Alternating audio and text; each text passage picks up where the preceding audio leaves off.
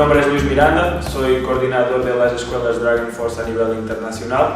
Vengo a acompañar el proceso de las escuelas, a mirar posibles jugadores internacionales para poder ir a probar con el FC Porto.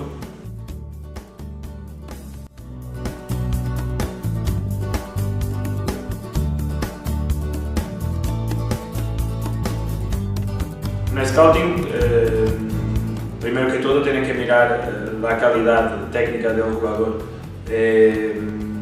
aspectos técnicos, aspectos tácticos, aspectos físicos, la capacidad de superación, la parte emocional, la parte psicológica también es muy importante, la capacidad de superar los momentos de adversidad. Todo tiene que ser observado dentro de la cancha para poder hacer un mejor filtro posible y para intentar entender si el jugador cumple con las expectativas y con el nivel que va a encontrar en el FC Porto.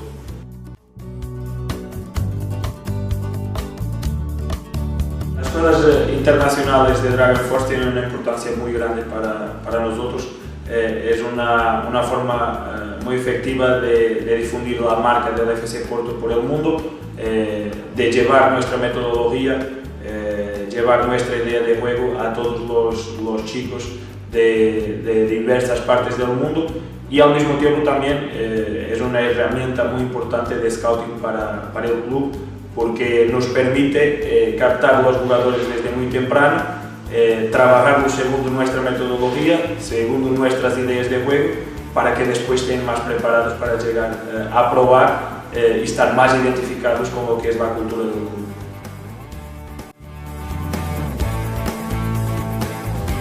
La escuela Dragon Force Valencia me parece que está haciendo un trabajo de excelencia.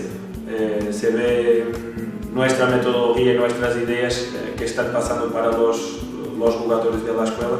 Esto es algo muy importante, significa que el trabajo está siendo bien hecho, que la escuela ha crecido no solo en términos de calidad como también de cantidad, que es muy importante para todos, y esperemos que siga en este camino por largos años.